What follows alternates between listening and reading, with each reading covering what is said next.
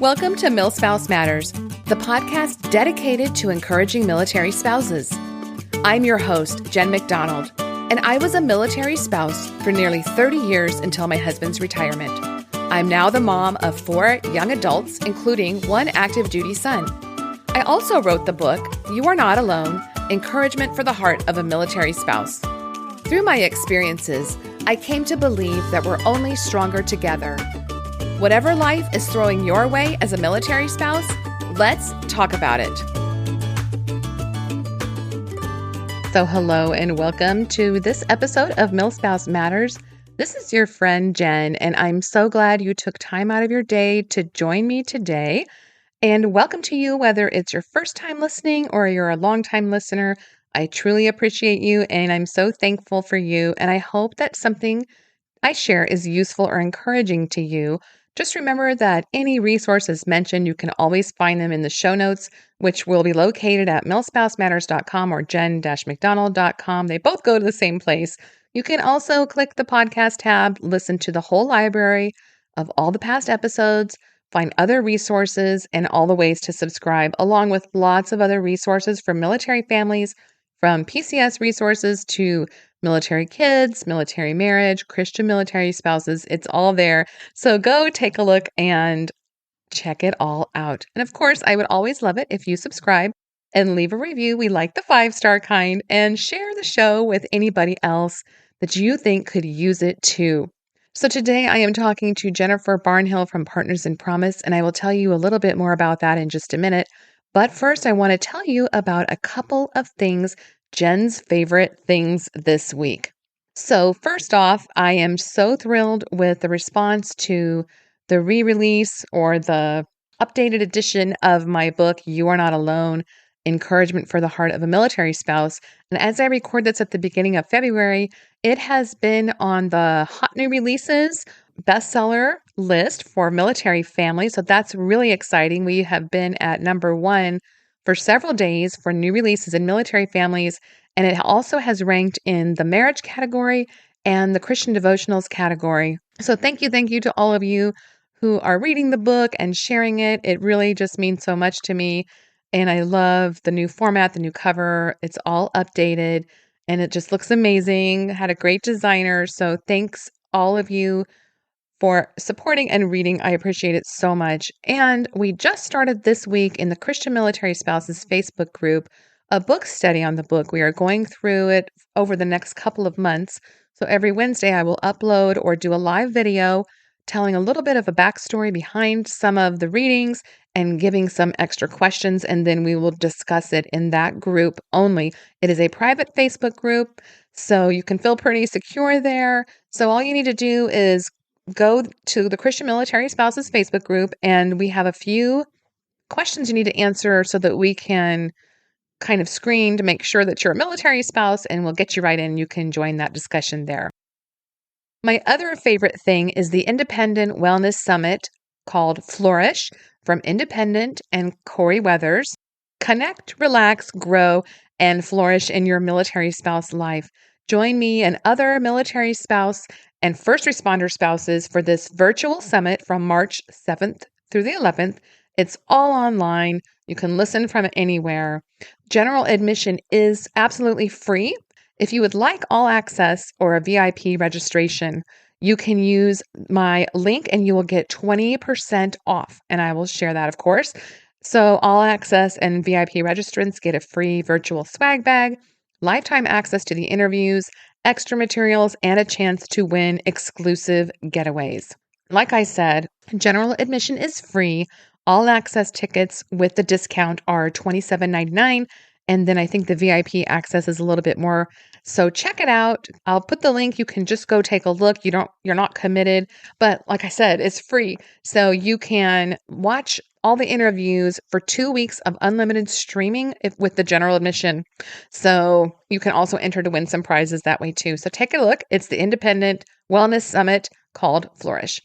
So today I am talking to Jen Barnhill from Partners in Promise, which is a group that protects the rights of military children in special education and EFMP families in the military. If you're a family that is involved in EFMP or special education in the military, you're really going to find this of interest because she's sharing a lot of what Partners in Promise does, as well as their military special education survey that they put out every year. They are a nonprofit and they are doing lots of great work. So I really think this is such useful information, and you can find out more about children receiving special education and some of the systemic problems for military families as they're moving around and have different needs and challenges. One thing I forgot to mention was that they do take donations. If you're looking for a way to help out, just go to the link. It's thepromiseact.org/donate, and I will share that link in the show notes as well. So let's just get right into my talk with Jennifer. I think you're really going to enjoy hearing from her. Thanks for listening.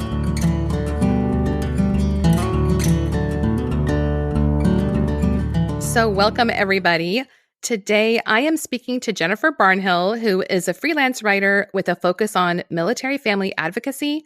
She's a Navy spouse of 15 years and the mother of 3. She's also the Chief Operating Officer for Partners in Promise, Secure Families Initiative volunteer, and serves on the National Military Spouse Network Day of Advocacy Steering Committee and on the EFMP Coalition. Jennifer is the military spouse liaison on the League of Wives Memorial Project. Her reporting has been featured in many publications like military.com, Military Times, We Are the Mighty, themilitarywallet.com, The War Horse, and many more. Her passion for the military family community brought her to Partners in Promise in March 2020. The 501c3 organization exists to protect the rights of military children in special education, PROMISE, Promise. Jennifer manages marketing and content creation as well as their annual Military Special Education Survey.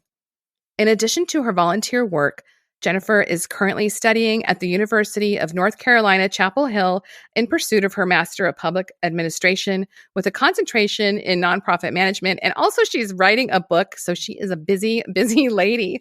Seriously. And you can learn more. You can learn more about Partners in Promise at thepromiseact.org. So welcome, Jennifer. Like I said, you're so busy and you have so many great things that you're doing. And I'm so happy to be talking to you today. Well, thank you so much. It makes me feel like I'm a little crazy once you list all of that. I mean, I'm not that crazy. I don't know. I think military spouses, we just know how to juggle, right? That's right. Normal. All right. Well, I think it's when the accumulation of years of work and you put it all together in a body, you go, wow, I really have done some stuff. Yeah, I guess so.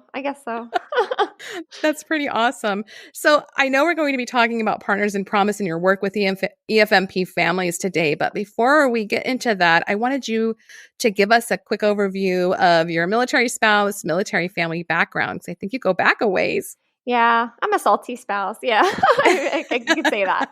I like that. Yeah, exactly. Well, I'm a Navy spouse, so I can say that. I have been a Navy spouse for 15 years. I married my husband when I was actually studying and working at the Smithsonian American Art Museum in Washington, D.C., and he was going to the Naval Academy. So I had this wonderful path plan, like we all do, getting a full ride to get my PhD in something very, very useful, Renaissance architecture, in art history.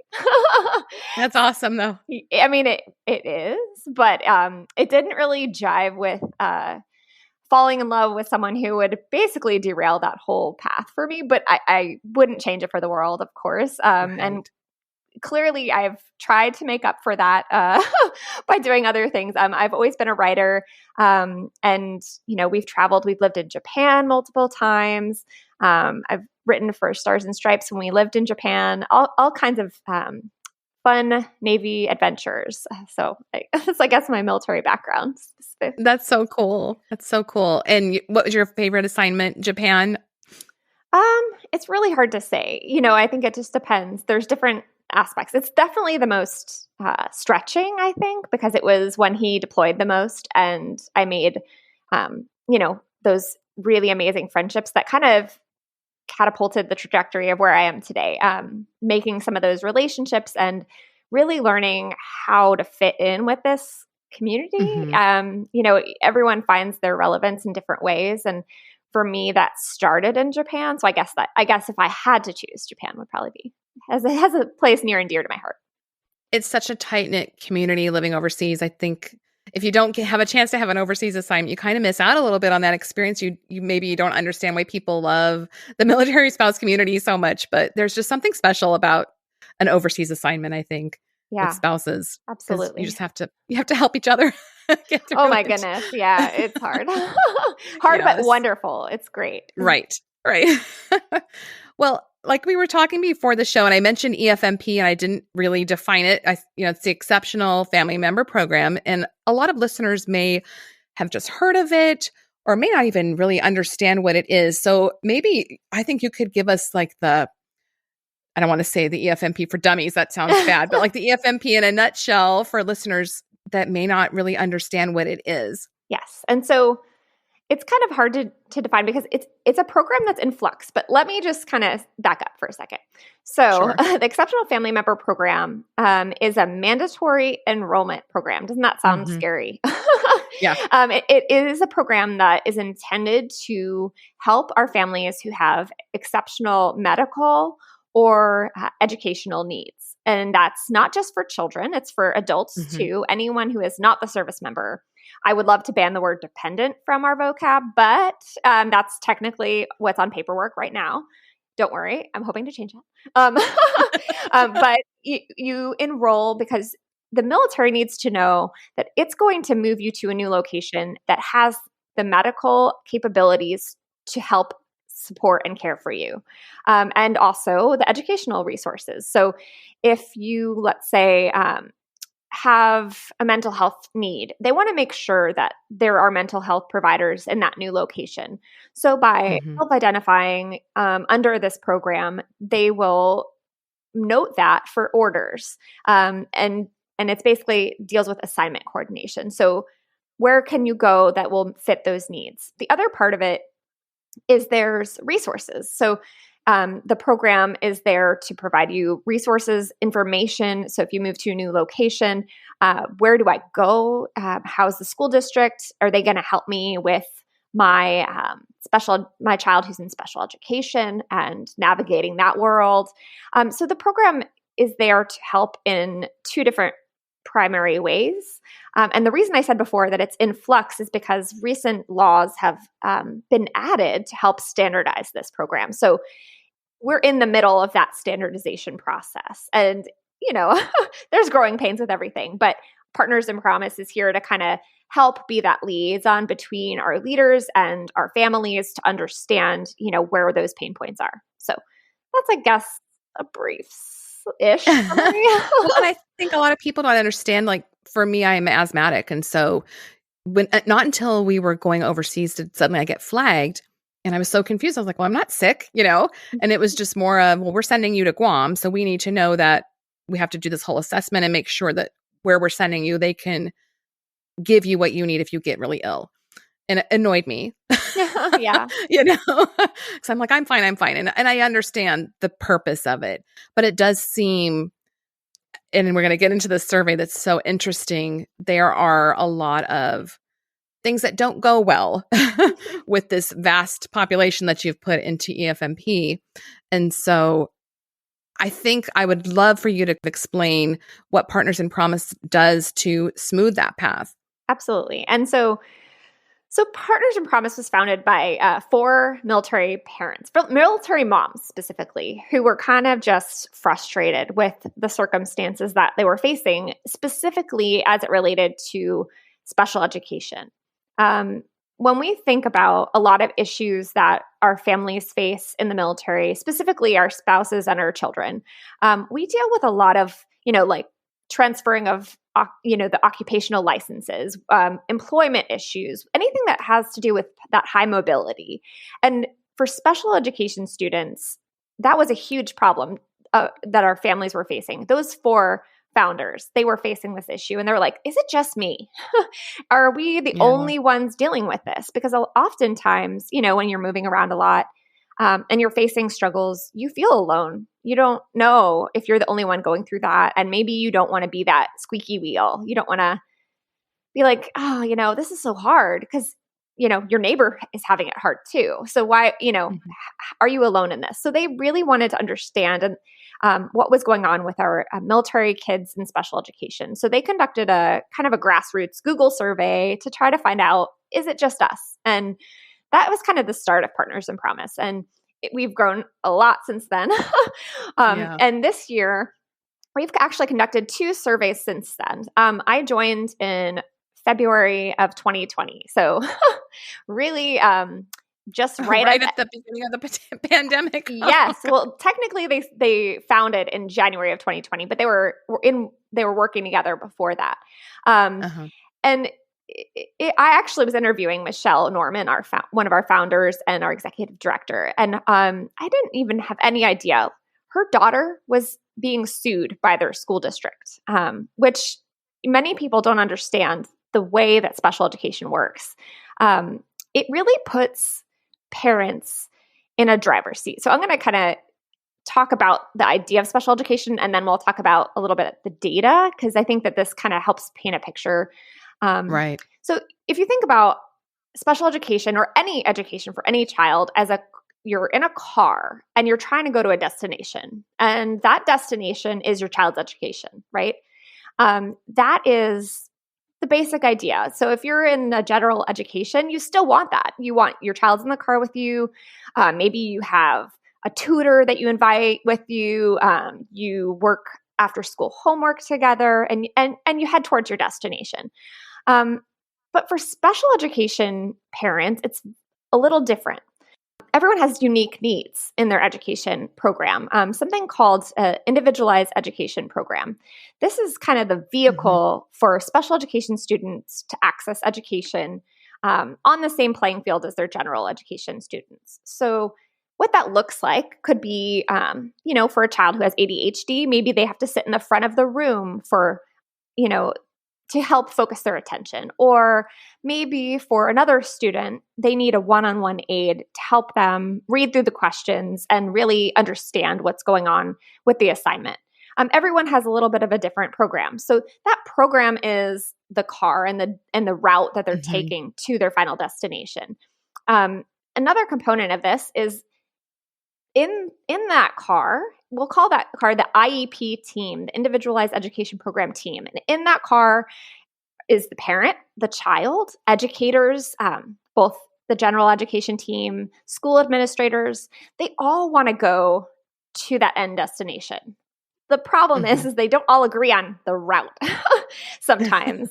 And so when you're in the car and you believe your child we could go a faster way. This is the faster way. And you agree with that plan, and you're going smoothly. But then all of a sudden something happens. You disagree with the people in the back seat who are technically the experts on special education. But the parent is in the driver's seat, and they're the experts on their child. But sometimes those backseat drivers get really loud, and it's really, it can be really hard and frustrating for military parents because they have to move to a new state and the rules of the road change. The difference between special education and general education is you might never have to be a part of that car ride if you're a gen ed parent. You might not ever have to be behind the wheel. Maybe you're a passenger and the teacher's doing the driving. But for special education, the parents are always in the driver's seat to advocate for their children. And this is really hard for our military families who are already dealing with so much as they move around. So that's the setting of special education. I don't know if I like that metaphor. I do, because I think it kind of sheds light on the process, because I was thinking, who is in the driver's seat? And it should be the parent, obviously. But like you said, then, so you throw in, you're moving every couple of years and you're having to start all over with a new team, because I'm assuming that's a big issue, is the lack of continuity. And I know, for one thing, just from, having been in military life for several decades and knowing a lot of spouses, sometimes there's a stigma or a hesitancy where they don't feel like, I noticed one thing in the survey was how many people don't enroll because they're worried of repercussions on the active duty member's career. And I've known people that did that, or chose to stay put or not move, or, made the choices that they needed to make for themselves or their child.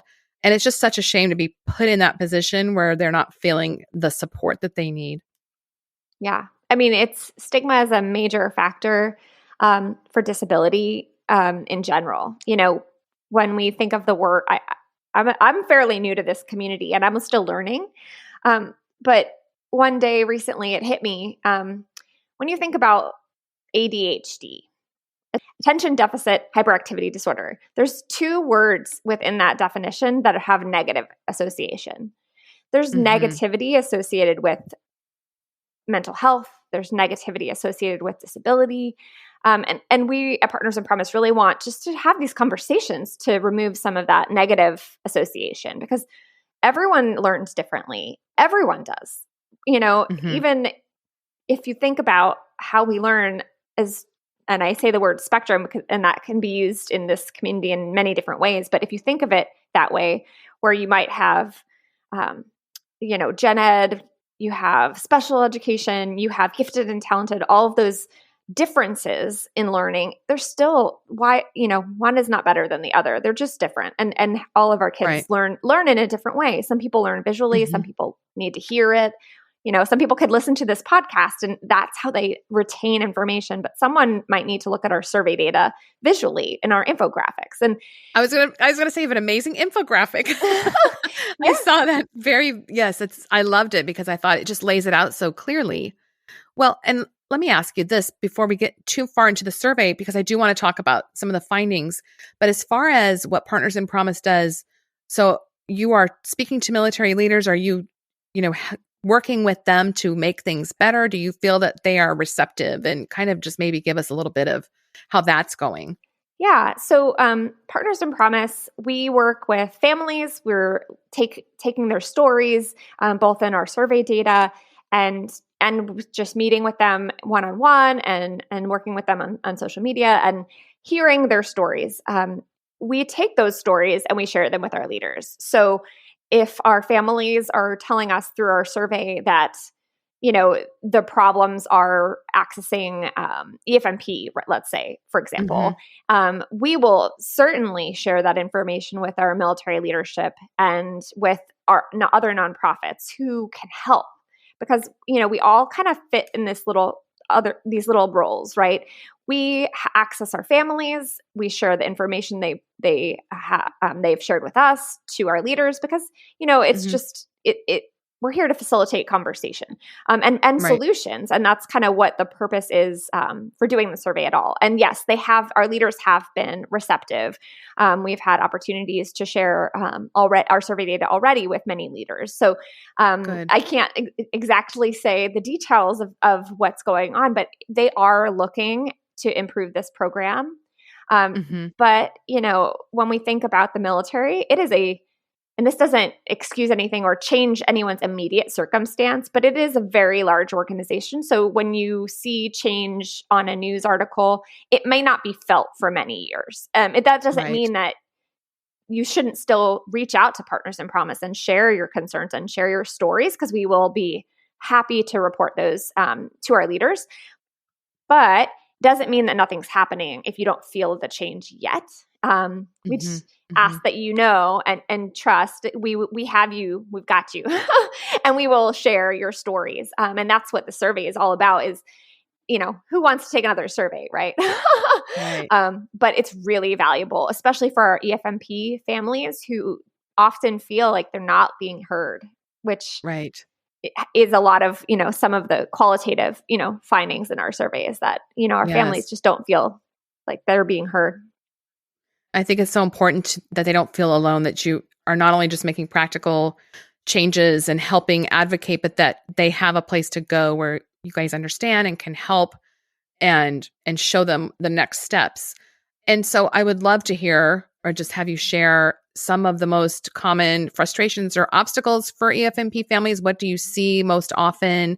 Or, there were some surprising things to me when I was looking at the survey, and, how many people don't enroll, how many are leaving the military because they just are so tired from having to deal with it. I had a friend that had a son with spina bifida, and I remember her telling me, she goes, it is a full-time job staying on the phone with referrals.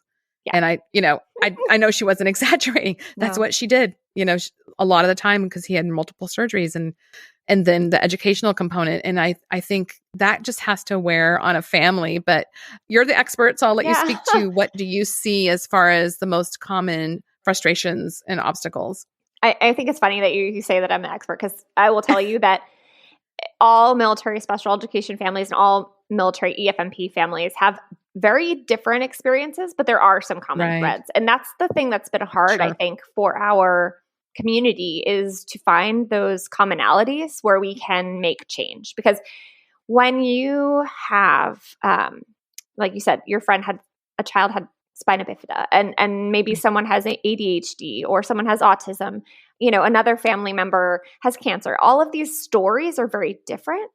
So sometimes you are cared for through our systems and our services and supports, and you're seen as an individual, which you very well should be seen as an individual.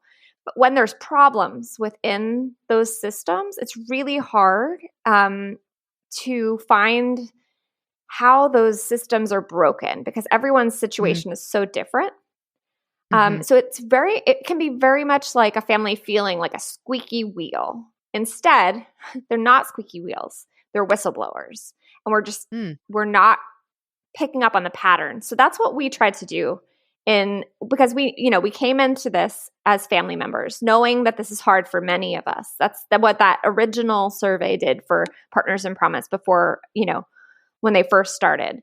But now we've added in, statistical significance and, all of those really nerdy tests that I like to do to really deep dive into data. And so when you ask questions about like what we're hearing from families, I'm going to point back to the data, because for me, we hear the individual stories, but it's very easy to get focused on that one story and how do you fix that one situation. But really, I think our families are better served to look at the big picture, but to let that story inform the big picture and what we're looking at all. And so that's what we went into this year's research with that in mind. And so we partnered with Ohio State University, and they helped us with the qualitative analysis, and we focused on the quantitative analysis, which is basically numbers versus stories, for anyone who is not a nerd like me. Or and we will link to this infographic because it's so good. Yeah. Thank you. And so our primary research question, and that's the thing that starts surveys, or it should, is you want to find out the answer to a question. And our primary question was, what about the military lifestyle makes it hard for our families to access special education services and supports? Because, it is a system, as we talked about that car before, we are driving towards a destination, but the rules of the road change because we move all the time. We have new people in the car with us, and it just is not a system that was set up with the high mobility of the military family in mind. And not to say that, let's upend the system and, change everything, but it's just, how can we mitigate the problems that our families are facing to the best of our abilities within the systems that are in place? And so that's kind of what we're looking to do. We, in doing our research, found three primary areas, what we call barriers to special education: the real barriers, the perceived barriers, and the unknown barriers. And so when we talk about the real barriers, we're talking about delays. And I'm not just talking about, waiting on hold for TRICARE or, all of those things. We're talking very significant delays to receiving protected educational rights, essentially. And some of them even constitute violations of the Individuals with Disabilities Education Act. And in my estimation, do require additional study, because I think this is something that, again, because the system was not built with the high mobility of military families in mind, we really need to think of ways that we can help shorten those delays. I'll just give a couple of numbers. We looked at the average time a military child would wait from the first identification of a concern, whether it's, reading concern once they're ready in school, or maybe a developmental issue, or the average amount of months a military child waited between that identification and actually receiving services was 23 months. Sheesh. And that can be due to many factors. Of course, we move in the middle of an evaluation, or we don't even start noticing the issues because we can attribute them to a stress of a PCS move, or any number of reasons. We also talking almost 2 years though. Yes, just shy of, and that's the average. So of course, there's some that if their child was diagnosed at birth or prenatal diagnosis, then they might have started earlier, and then some, later. So it varied, but that was the average. And just backing it up, our sample size, our responses, we had over 1,100 responses. So this is a very good sampling of a fairly niche population within the community. Mm-hmm. So we do have confidence that this data is valid. Additionally, we noticed that our families are also waiting, not just when they're originally getting their diagnosis, but after each move. We ask them, what is the timeline that you wait after a PCS for starting those services back up? And the average number of months that families are waiting is 5.75 months, which essentially amounts to a quarter of a 2-year service tour. I was going to say, if you're somewhere for 2 years, you just get started and then you're looking at leaving again soon. Yes. And so wow, that kind of goes into the next finding. So if you're in that car, right? We're going to go back to the car. We're in the car again. If you're in the car and the team that's with you is like, okay, we believe that we need to take the highway, right? That's the fastest way. And you disagree because you know that there's traffic on the highway. That's not going to work out. We're not going to get there fast that way. And you disagree. Once you have that disagreement, the way special education works to kind of like bring that car to the same road, or bringing the plan on the same path, you really need to pursue legal recourse. Whether that's by filing an informal complaint with the school district or a formal complaint with even the state. You can file all kinds of levels of complaint. But that is the way a family accesses recourse if they disagree with what a school district has said is the best way to help educate that child. So that really, again, puts that parent, that family member, often that military spouse, in the driver's seat. And so they feel, in their perceived barriers, is that they feel that they don't have access to filing. Only 20% of our families have ever filed any level of complaint. And that's obviously an important number. Now, why do you think that is, as far as why they don't file? So that's actually really interesting. So the 20% who do file, that was great. Okay, that's one number, but I'm going to put that aside. And then we asked everyone who did not file, why did you not file? I'm really thankful to report that 25% said that they didn't have a reason to file. But that's good. yes, that is good. But everyone else cited a reason. They all cited. So I think we had 1% that preferred not to answer. And then we had 74% who chose not to file, but had a reason to. So the primary reason that they cited that they didn't choose to file despite having a reason was that they didn't think that filing a claim or a complaint would help. It's like gaslighting to the very, people. Like, what's the point? What's the point? Like they're told that they're not eligible. They're being given the impression that, our families are told, the school doesn't have the resources to provide that particular accommodation or that particular. We don't have the money to pay the toll to take that road. Like, that's essentially what some families are told. And so while that might be true, and while, we have at Partners in Promise, we know the hard spot that our educators are in. We're not saying that anyone's doing anything wrong. It's just a hard decision point for our families. They don't feel that they can access help. And for our military families who are about to move to a new location, the people who suffer, that's the student and the families that suffer. I mean, the schools are they're doing an amazing job with what they're given. But it's just really difficult for our military families who have to move all the time and have to transition, and our students who, they wait almost 6 months to start their services. And so it is a really hard position for many families.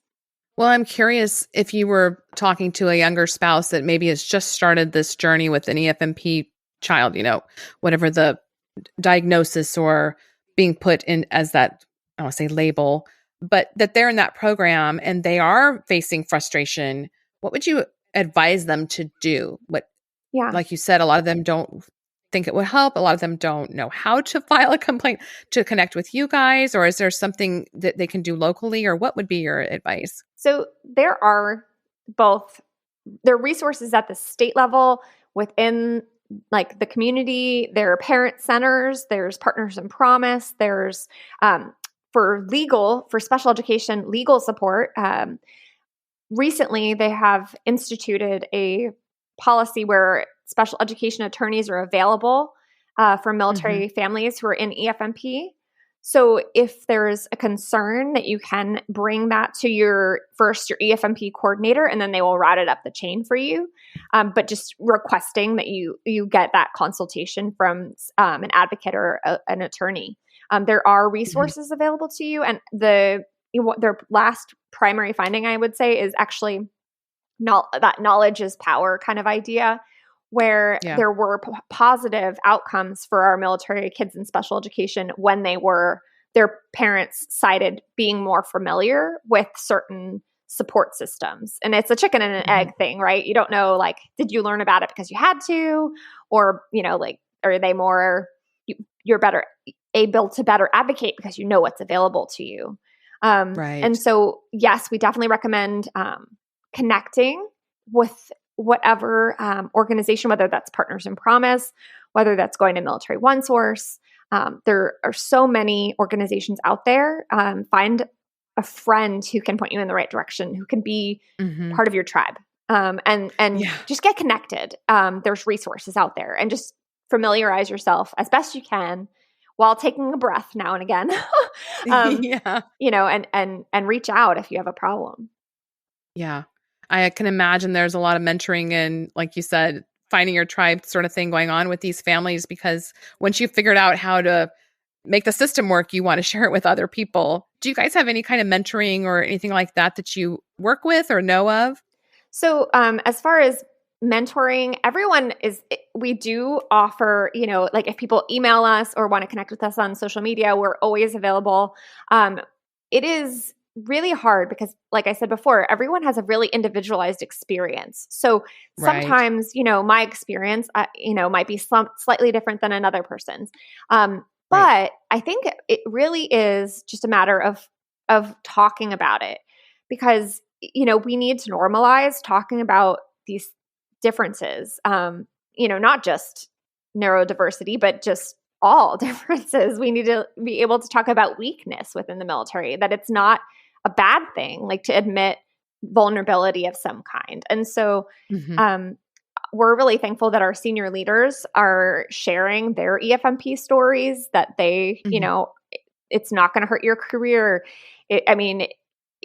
If you keep it secret, it could be harmful, mental health wise. And also talking about it, you're not just helping yourself find a point of connection, but you get to help the people behind you. Make it easier for them to be able to talk about their hardships. It's the first person who does it. Of course, it's like, that's nerve-wracking, right? But you're not alone. And so sharing your story, that's kind of what we try to do at Partners in Promises, sharing stories through our podcast, through our blog, online, through our survey. We try to tell stories because we want to normalize talking about disability and special education and EFMP. I love that. Well, before we get to closing, I did want to give you an opportunity. This might be too big of a question, but I was thinking about, as COVID hit, I know that a lot of people couldn't access resources they normally did. So was that part of your survey as far as the effects of COVID on EFMP families accessing resources and specialties that they typically would use? So, we we did ask about, well, first of all, let me just back up. So services, as far as what is provided by the school districts, let me just dispel any concerns. COVID should not preclude the states and schools from following the law, which is to provide a free and appropriate public education, regardless. I know that sounds, we know that there are circumstances. This has been a crazy time, but that does not mean that a child still doesn't have the right to accessing their education. And I unfortunately, we have heard from families who have been told that, outside of the brick and mortar building of school, that they can't guarantee that accommodation. And that, of course, isn't true, or it shouldn't be true. And so if families are not able to access education, reach out, send an email, info@partnersinpromise.org. If you're hearing something like that, because I think sometimes people just don't know, or they're just saying something off the cuff and it's not really always true.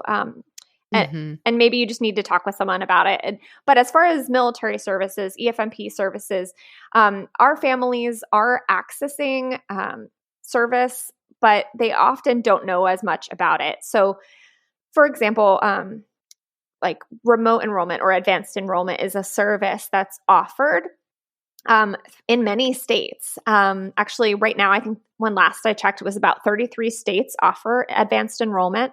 But of our survey takers, only 78% actually, most 78% have not used it, even though they live in a state where it's available. Now, it's new. It's a new service. So maybe many people don't know about it, and many schools don't know about it. So, I would just encourage, again, just plug in, take a look at our findings. I'm sure they'll be in the show notes, and connect with us if you have questions, because we believe that advanced enrollment is one way to shorten those delays that we talked about before. Well, that's such good stuff. And I feel like I could talk to you for a long time, because I think there's so much to delve into. Absolutely. But as we're coming to the end of our time, just first of all, thank you for the work you're doing. And to everybody at Partners in Promise, it sounds like such amazing advocates for these military families. Before we close, I would love for you to talk about any events you guys have coming up or any projects of your own. I know you're writing a book, and also tell us the name of your podcast. Oh, yeah. Our podcast is called Disruptive Storytelling with Military Changemakers. And our first season focused on military stigma and in various topics, not just special education, but, it kind of was spurred on by our survey that we conducted last year, because we discovered how much stigma was impacting decision-making. And actually, I just interviewed someone on the podcast for our podcast for our new season, which is actually focusing on data from Blue Star Families, who was sharing about some of their findings. And I love them. Yeah. They're awesome too. And they were sharing their findings and also saying how decision-making is being made by military families based a lot on perception, not always on reality. And that was super interesting. So this season, we'll move again from stigma to focusing on data, because one of our sayings is, we heart data, but stories complete us. We have to couple both of those things. We can't just talk about data without talking about stories. So that's exciting. Yes, I'm writing a book, but that's absolutely nothing to do with Partners in Promise. I actually came to Partners in Promise because I'm a reporter, as we mentioned before. And so just finding some themes, that through lines in all of the conversations that we have and all the stories I've been honored to hear. So excited about that. Well, I'll be excited to read it. I'm sure it will be amazing. Thank you. No pressure.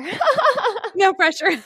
I know it's about military spouses, so I do take it very seriously, because it's, our stories are, you're doing that by having this podcast. It's, capturing some of these stories, and I like to call the hidden volunteer force. Oh yeah. Yeah. That's a big thing. The voluntold. Yeah. I feel like it's a little bit better than even it was 5 or 6 years ago, but yes, there definitely need to be some changes. Well, I think, coming up from a writing background where I'm writing a lot of articles, when you put out because is this your first book, or have you done a book before? Oh, it'll be the first. I don't know that I'll do it again after finding out more about what's going on. I love talking to people, but it's the rest of it.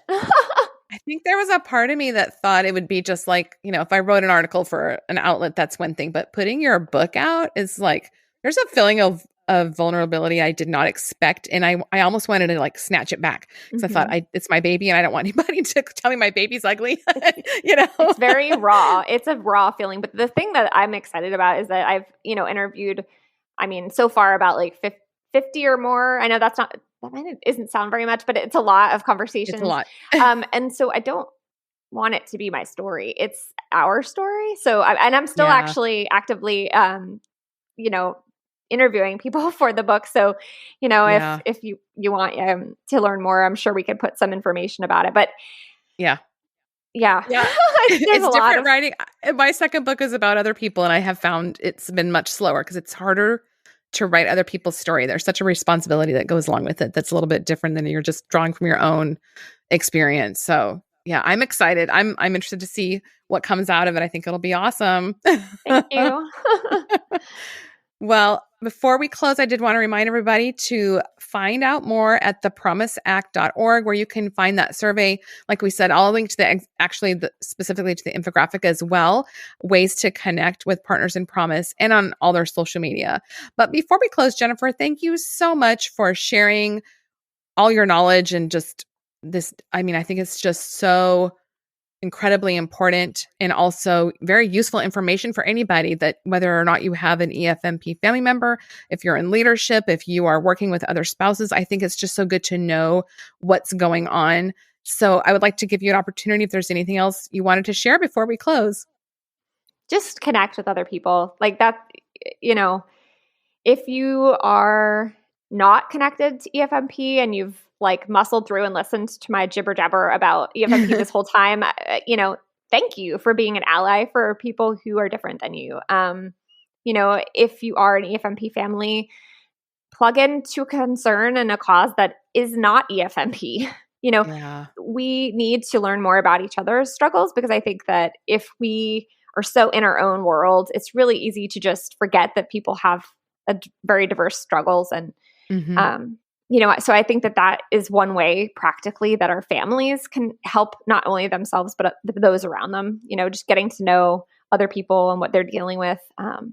I've learned so much from being a part of Partners in Promise and being a part of this community. So I am just honored that that all of these families have allowed me to kind of join and work alongside them.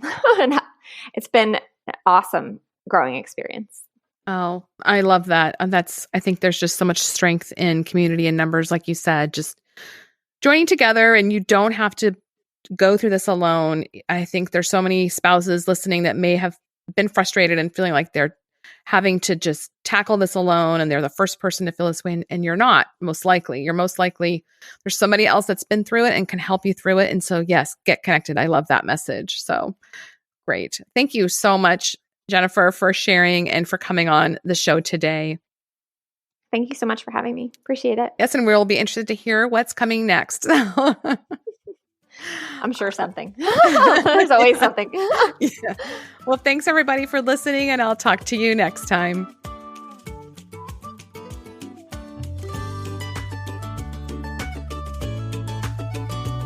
Thanks for listening to the Milspouse Matters podcast. Connect with me at jen-mcdonald.com, where you can find a free deployment devotional and other resources, or on social media as @MilspouseMatters. You can find my book, You Are Not Alone, Encouragement for the Heart of a Military Spouse, on Amazon and other booksellers. Love the show? Please leave a 5-star review in whatever podcast player you're listening, and then share it with someone else who could use it too. Until next time, remember, you are brave, you are strong, and you've got this.